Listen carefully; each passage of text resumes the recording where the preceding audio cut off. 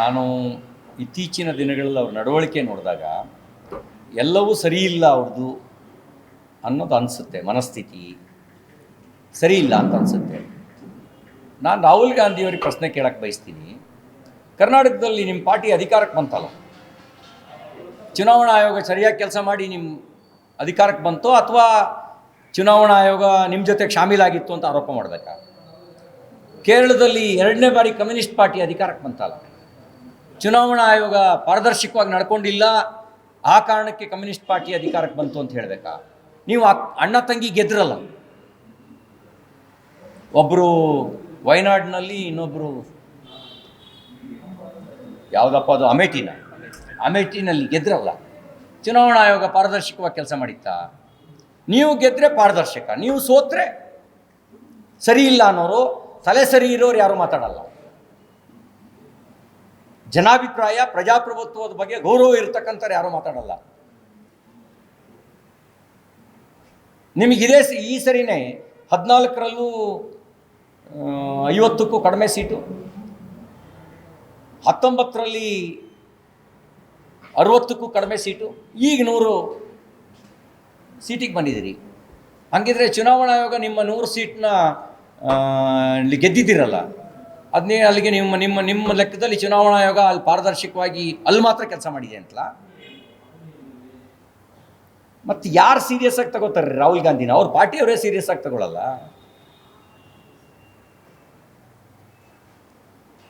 ಮತ್ತು ಅಪಪ್ರಚಾರ ಮಾಡೋದು, ಸಾಂವಿಧಾನಿಕ ಸಂಸ್ಥೆಗಳ ಬಗ್ಗೆ ಅಪಪ್ರಚಾರ ಮಾಡೋದು ಕಾಂಗ್ರೆಸ್ನ ಹಳೆ ಕಾಯಿಲೆ. ಅದು ನ್ಯಾಯಾಲಯದ ತೀರ್ಪು ವ್ಯತಿರಿಕ್ತವಾಗಿ ಬಂದರೆ ನ್ಯಾಯಾಲಯ ಸರಿ ಇಲ್ಲ ಅನ್ನೋದು,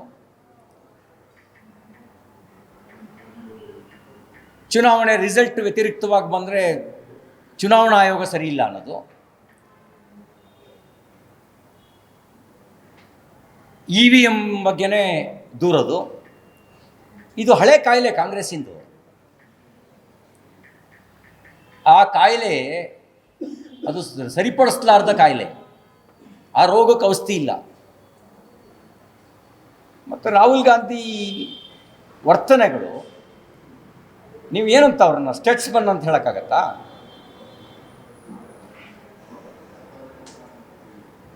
ಅವ್ರೇನಾದ್ರು ವಿರೋಧ ಪಕ್ಷದ ನಾಯಕ ಸ್ಥಾನಕ್ಕೆ ನ್ಯಾಯ ಒದಗಿಸ್ತಾ ಇದ್ದಾರೆ ಅಂತ ನಿಮ್ಗೆ ಅನಿಸಿದೆಯಾ?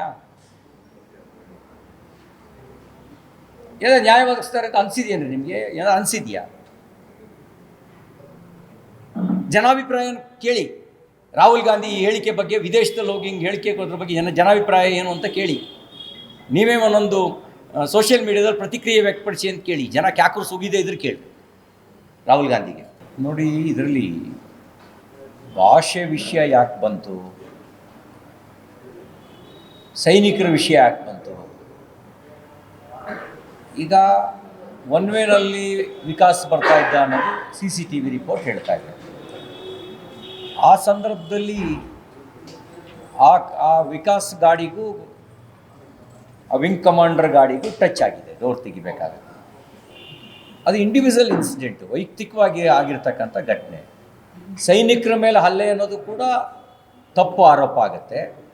ಕನ್ನಡಿಗರು ದೌರ್ಜನ್ಯ ಮಾಡಿದ್ರು ಅನ್ನೋದು ಕೂಡ ತಪ್ಪು ಆರೋಪ ಆಗುತ್ತೆ. ಸೈನಿಕರ ಮೇಲೆ ಏನೂ ಹಲ್ಲೆ ನಡೆದಿಲ್ಲ.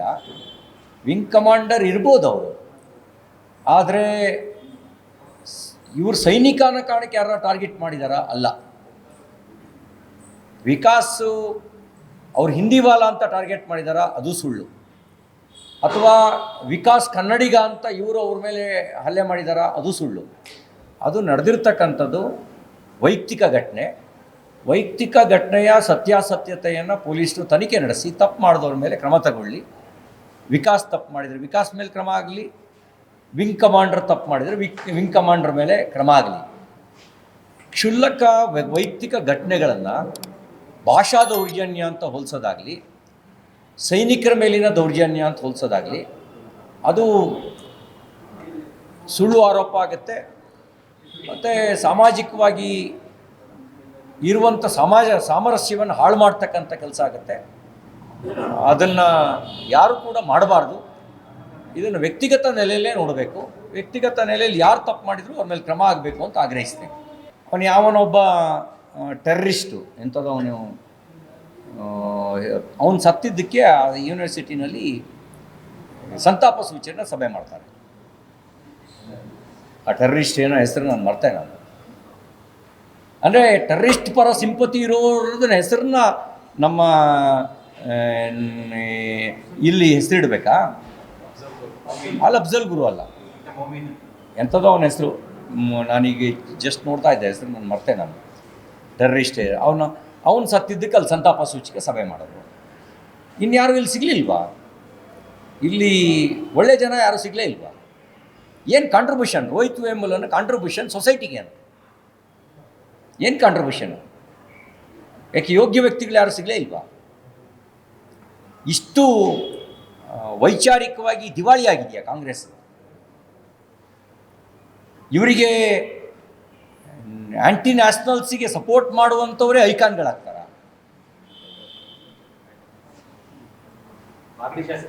ಮತ್ತು ಆ ರೂಪನ್ವಾಲ್, ಅಶೋಕ್ ಕುಮಾರ್ ರೂಪನ್ವಾಲ್ ಆಯೋಗ ಆನಸ್ಟ್ ಅಧ್ಯಯನ ಮಾಡಲಿ ಮಾನ್ಯ ಮುಖ್ಯಮಂತ್ರಿಗಳು. ಈ ರಾಹುಲ್ ಗಾಂಧಿ ಹೇಳಿದ್ದೆಲ್ಲ ಮಾಡಬೇಕು ಅನ್ನೋದು ಗುಲಾಮಗಿರಿ ಸಂಸ್ಕೃತಿ. ಕರ್ನಾಟಕ ಗುಲಾಮಗಿರಿಯ ಮನಸ್ಥಿತಿಯನ್ನು ಒಪ್ಕೊಳ್ಳಲ್ಲ. ಸಿದ್ದರಾಮಯ್ಯನವರು ಒಪ್ಕೊಂಬಾರ್ದು. ಸಿದ್ದರಾಮಯ್ಯನವರಿಗೆ ಸ್ವತಂತ್ರ ವ್ಯಕ್ತಿತ್ವ ಇದೆ ಅಂತ ನಾನು ಭಾವಿಸ್ತೀನಿ. ಅವ್ರು ರಾಹುಲ್ ಗಾಂಧಿಯ ಗುಲಾಮರಲ್ಲ, ಗುಲಾಮರ ಥರ ಆಡಬಾರ್ದು. ಯಾರು ರೋಹಿತ್ ವೇಮುಲ ಏನು ಅವ್ರ ಕಾಂಟ್ರಿಬ್ಯೂಷನ್? ಸೊಸೈಟಿಗೆ ಏನು ಕಾಂಟ್ರಿಬ್ಯೂಷನ್? ವಿದ್ಯಾರ್ಥಿಗಳಿಗೇನು ಕಾಂಟ್ರಿಬ್ಯೂಷನ್? ಏನು ಸಂದೇಶ ಕೊಡೋಕೆ ಹೊರಟಿದ್ದಾರೆ? ಆ್ಯಂಟಿ ಸೋಷಿಯಲ್ಲು ಆ್ಯಂಟಿ ನ್ಯಾಷನಲ್ಗಳಿಗೆ ಸಪೋರ್ಟ್ ಮಾಡೋರನ್ನ ಅವ್ರ ಬಗ್ಗೆ ಸಿಂಪತಿ ವ್ಯಕ್ತಪಡಿಸೋದಕ್ಕೆ ಕರ್ನಾಟಕ ಮುಖ್ಯಮಂತ್ರಿ ಬರಬೇಕಾ? ಕರ್ನಾಟಕದ ಕಾರ್ಯಕ್ರಮ ಮಾಡ್ಕೋಬೇಕಾ? ಕಾಂಗ್ರೆಸ್ ಪಾರ್ಟಿಯು ಸಿಂಪತಿ ವ್ಯಕ್ತಪಡಿಸಬಾರ್ದು. ಮಾನ್ಯ ಮುಖ್ಯಮಂತ್ರಿಗಳೇ, ನೀವು ನಿಮ್ಮ ಸಂಪುಟದ ಸದಸ್ಯರಿಗೆ ಸಮಾಧಾನ ಮಾಡೋಕ್ಕಾಗಿಲ್ಲ, ಅವರಿಗೆ ವರದಿ ಬಗ್ಗೆ ಒಪ್ಸೋಕ್ಕಾಗಿಲ್ಲ, ನಿಮ್ಮ ಪಕ್ಷದ ಶಾಸಕರುಗಳನ್ನೇ ನೀವು ಒಪ್ಸೋಕ್ಕಾಗಿಲ್ಲ. ಇನ್ನು ರಾಜ್ಯದ ಜನರಿಗೆ ಏನು ಒಪ್ಪಿಸ್ತೀರಿ? ನೀವು ಏನು ಒಪ್ಪಿಸ್ತೀರಿ ನಿಮ್ಮ ರಾಜ್ಯದ ಜನರಿಗೆ? ವೈಜ್ಞಾನಿಕವಾಗಿಲ್ಲ ಅಂತ ನಿಮ್ಮ ಸಚಿವರು ಹೇಳ್ತಾರೆ, ನಿಮ್ಮ ಸಂಪುಟದಲ್ಲಿರೋರು, ನಿಮ್ಮ ಶಾಸಕರುಗಳು ಹೇಳ್ತಾರೆ, ಪ್ರಶ್ನೆ ಮಾಡ್ತಾರೆ. ನೀವು ರಾಜ್ಯದ ಜನರನ್ನ ಹೆಂಗೆ ಕನ್ವಿನ್ಸ್ ಮಾಡ್ತೀರಿ? ಮೊದಲು ನಿಮ್ಮ ಸಂಪುಟದ ಸಚಿವರಿಗೆ ಕನ್ವಿನ್ಸ್ ಮಾಡಿ.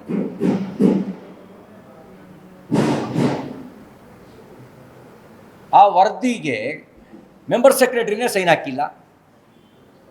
ವರದಿ ಏನು ಅಪತ್ತೆ ಆಗಿದೆ? ವರದಿಯ ಮೂಲ ಕರಡು ಪ್ರತಿಯೇ ಲಭ್ಯ ಇಲ್ಲ. ಇನ್ನು ಅದು ಬಿಟ್ಟರೆ ಈಗ ಕಾಂತರಾಜ್ ವರದಿ ಇಲ್ಲ, ಈಗ ಜಯಪ್ರಕಾಶ್ ವರದಿ. ಜಯಪ್ರಕಾಶ್ ನೇತೃತ್ವದ ಹಿಂದುಳಿದ ವರ್ಗದ ಆಯೋಗ ಏನು ಸಮೀಕ್ಷೆ ನಡೆಸಿದಾರಾ? ಮನೆ ಸಮೀಕ್ಷೆ ನಡೆಸಿದಾರಾ? ಮತ್ತು ಕಾಂಟ್ರಡಿಕ್ಟರಿ ಇದೆ, ಒಂದಕ್ಕೊಂದು ಕಾಂಟ್ರಡಿಕ್ಟರಿ ಇದೆ. ಈ ಕೆಲವು ಜನಸಂಖ್ಯೆ ಹೆಚ್ಚಾಗಿದೆ, ಕೆಲವು ಕಡಿಮೆ ಆಗಿದೆ. ಕಡಿಮೆ ಆದವ್ರು ಏನು, ಯಾವ ಕಾರಣಕ್ಕೆ ಕಡಿಮೆ ಆದರು? ಹೆಚ್ಚಾದವ್ರು ಹೆಂಗೆ ಹೆಚ್ಚಾದರು? ಎರಡಕ್ಕೂ ಸ್ಪಷ್ಟತೆ ಇಲ್ಲ. ಒಂದು ಅವರು ಉಲ್ಲೇಖ ಮಾಡಿರೋದೇನು ಅಂತ ಹೇಳಿದ್ರೆ, ರಾಜ್ಯದ ನಂಬರ್ 1 ಜನಸಂಖ್ಯೆ ಮುಸ್ಲಿಮರು ಅಂತ ಹೇಳಿದ್ದಾರೆ. ಮುಖ್ಯಮಂತ್ರಿಗಳೇ, ನಾನು ನಿಮ್ಮನ್ನು ಕೇಳ್ತೇನೆ, ನಂಬರ್ 1 ಅತಿ ಹೆಚ್ಚು ಜನಸಂಖ್ಯೆ ಇರ್ತಕ್ಕಂಥವ್ರು ಅಲ್ಪಸಂಖ್ಯಾತರು ಹೆಂಗಾಗ್ತಾರೆ?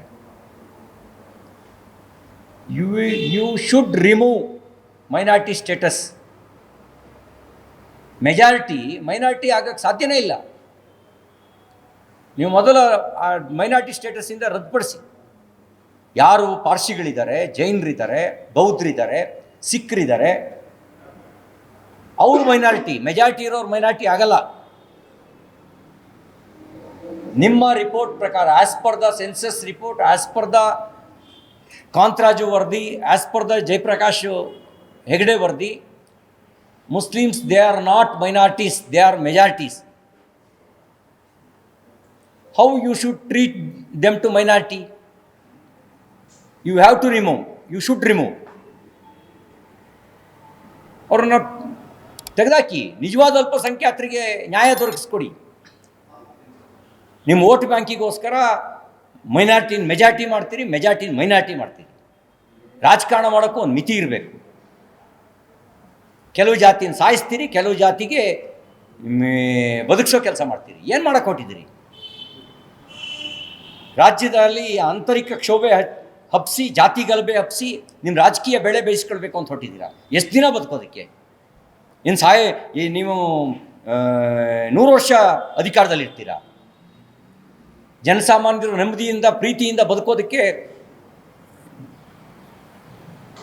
ವಾತಾವರಣ ಬೇಕಾದ ನಿರ್ಮಾಣ ಮಾಡೋದ್ರ ಬದಲಿಗೆ ಆಂತರಿಕ ಕ್ಷೋಭೆ ಹಬ್ಸೋದಂಥ ಕೆಲಸ ಮಾಡ್ತಾ ಇದ್ದೀರಾ. ಇನ್ನು 100 ವರ್ಷನೇ ನೀವೇ ಅಧಿಕಾರದಲ್ಲಿ ಇದ್ದೀರಿ, ಇನ್ನೇನು ಮಾಡ್ತಿದ್ದೀರಿ ನೀವು? ಯಾರು ತುಳಿತಕ್ಕೊಳಗಾಗಿದ್ದಾರೆ ಅವ್ರಿಗೆ ನ್ಯಾಯ ಸಿಗಬೇಕು. ಯಾರು ಶೈಕ್ಷಣಿಕವಾಗಿ, ಆರ್ಥಿಕವಾಗಿ, ಸಾಮಾಜಿಕವಾಗಿ ಹಿಂದುಳಿದಿದ್ದಾರೆ ಅವ್ರಿಗೆ ನ್ಯಾಯ ಸಿಗಬೇಕು.